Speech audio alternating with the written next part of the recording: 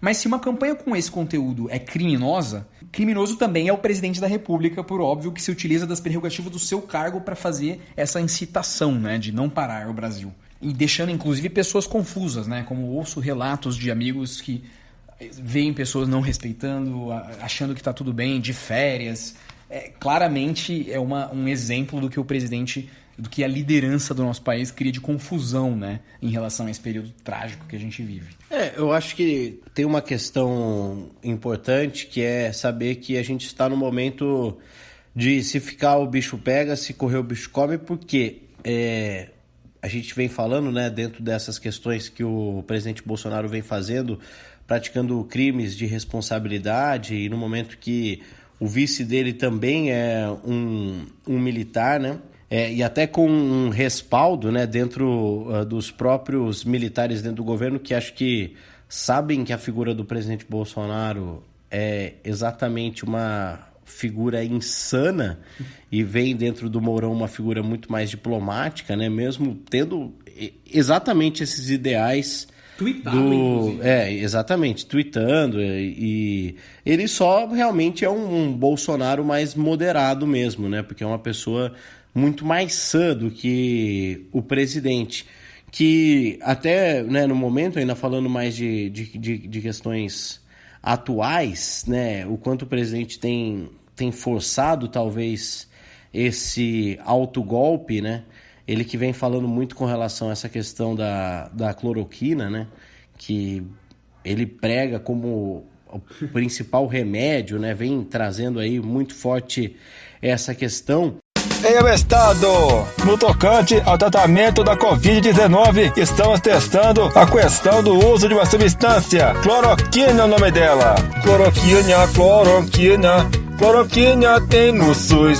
Não sei se funciona, mas a gente deduz. E o próprio Mandetta, nosso ministro da Saúde, que vem sendo muito falado, não só aqui, mas em todos os meios de comunicação, né, na última coletiva dele, antes da nossa gravação, ele falou contra, né, a cloroquina, dizendo que ela força aí questões cardíacas e tudo mais, e que não é bem assim, né?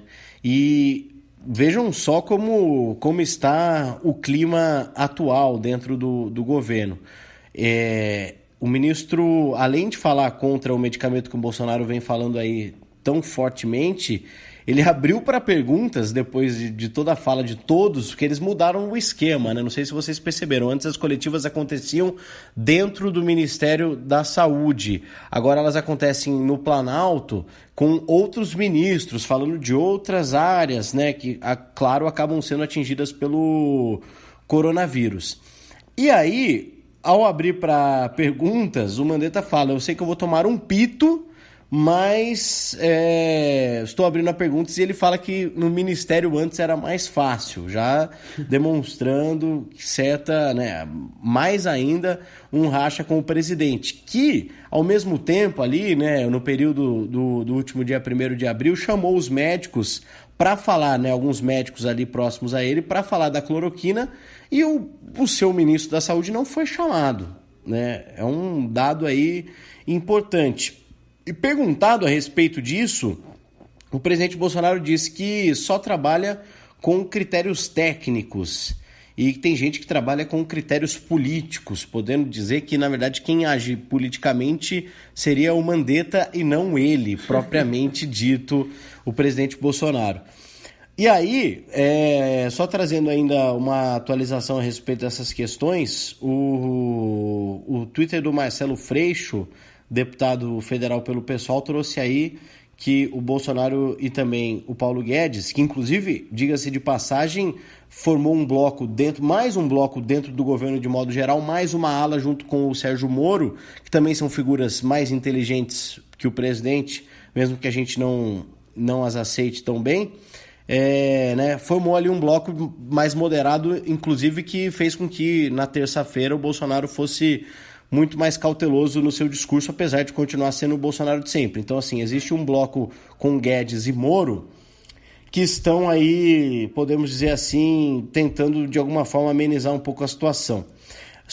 Porém, Bolsonaro e Guedes devem autorizar aí um corte de 100% dos salários dos trabalhadores formais por 2 meses. Essa MP da morte aí que está sendo chamada, claro, pela oposição e que o Marcelo Freixo no próprio tweet promete aí derrubar.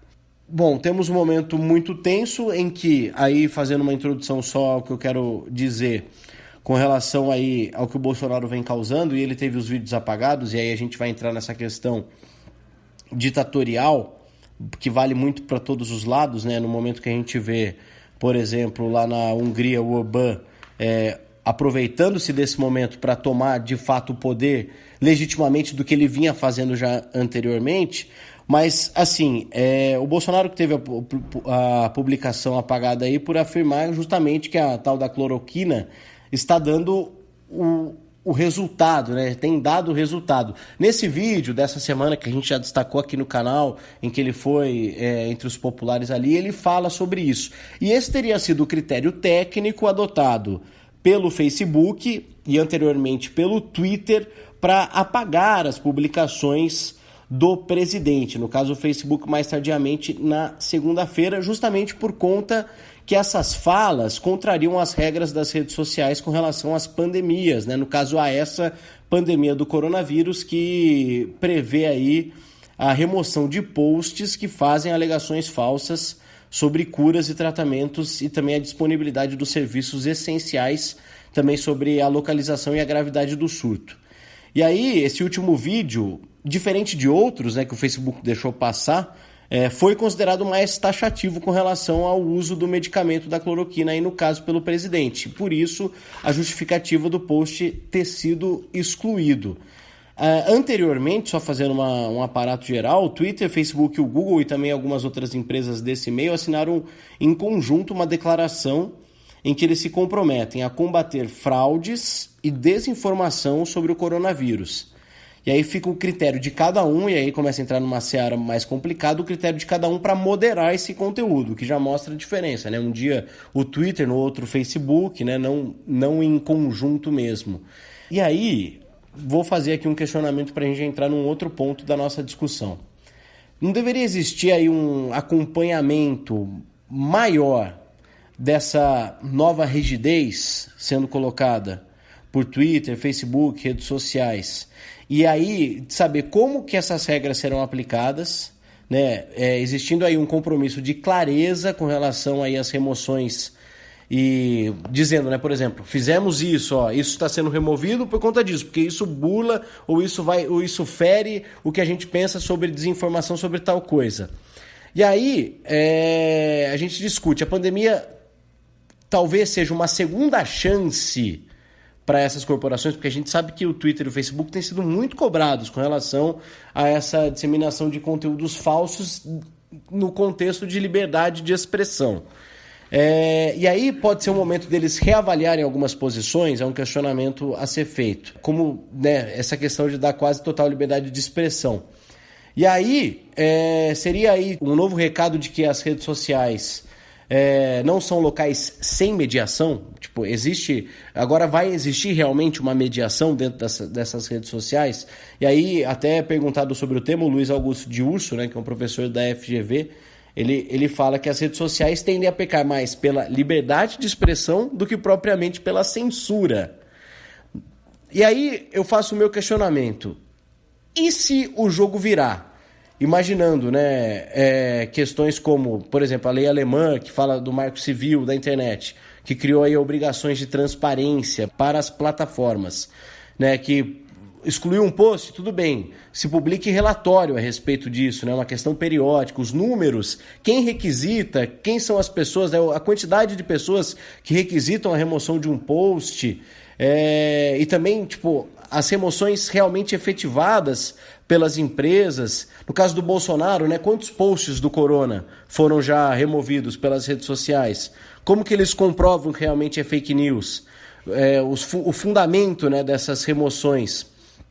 Porque até, trazendo aqui um aparato, existe um negócio chamado Princípio de Santa Clara, que é um grupo de instituições sem fins lucrativos e acadêmicos que estabelecem um conjunto de obrigações mínimas que as redes sociais devem seguir e cumprir sobre a remoção dos posts, cobrando que é uma questão indispensável de estatística, justificativa, fundamento das decisões, né? Por que o post foi realmente retirado, por que foi censurado no caso, né?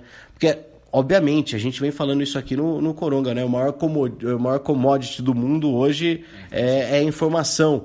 Então, essas empresas, elas acumulam um poder muito grande sobre a liberdade de expressão das pessoas e das democracias. E isso passa pela remoção dos posts. Então, assim, eu faço esse questionamento porque não é porque agora é o momento do Bolsonaro tendo o post removido, eu posso até concordar com a remoção dos posts, Léo, mas e se o jogo virar? E se a partir de amanhã, quem esteja à frente dessas empresas tem uma cabeça voltada para que as pessoas que hoje a gente tenta combater e as nossas informações, as verdadeiras, sejam tornadas como informações falsas, que na cabeça de muitas pessoas já são falsas. Quem ouve o Coronga e é bolsominion pode achar que a gente só fala mentira aqui. Então, assim, o nosso futuro, a nossa liberdade está na mão das máquinas, porque quem define isso propriamente são as máquinas. E a ditadura da tecnologia? Talvez a gente passe a viver um momento muito complicado, porque abre um precedente. E é isso que me preocupa. Eu entendo a preocupação, mas é o que a gente tem falado. E aí você pode entrar nessa questão da Hungria. Porque, assim, estão aproveitando um momento de fragilidade social para que se tomem as rédeas do controle. E quem vai tomar o controle daqui, a partir de agora? Será a tecnologia, as redes sociais com relação ao que se publica, ao que não se... Eu fico preocupado, por mais que seja... E se for um dia ao contrário? É isso que eu parto do ponto mais preocupante do nosso episódio de hoje. Eu acho que é importante todo mundo saber que não existe um Estado democrático de direito saudável com valores absolutos. Então, você não pode ter uma liberdade de expressão absoluta se essa liberdade de expressão permite que você torne mentiras uma coisa massificada que vá para milhares de pessoas e ela seja tão mentira que, de certa forma, vire verdade na cabeça das pessoas, né? Que é o que a extrema-direita se faz. Que é o que, inclusive, qualquer um que quiser e colocar dinheiro suficiente hoje em dia nas redes sociais consegue explodir qualquer tipo de mensagem que seja, por mais que mentirosa, né? Então, eu acho que sim, a Europa, principalmente a Alemanha, né, tá num caminho certo assim de tentar identificar, tentar criar um órgão que controle, faça um policiamento de qualidade do que está sendo dito em meios de comunicação por pessoas relevantes, como jornalistas, como políticos, para não permitir que a discussão seja levada para esse nível que hoje em dia o Brasil está completamente devastado por conta disso. Que é claramente esse nível anticientífico, né? Esse nível baixo da discussão, que é o que a família Bolsonaro faz, né? Inclusive Donald Trump também se utiliza dessa mesma retórica sofista, que é uma coisa que a gente explicou lá no primeiro episódio, né? De se utilizar de pós-verdades, de coisas que não são verdadeiras para tornar verdadeiro.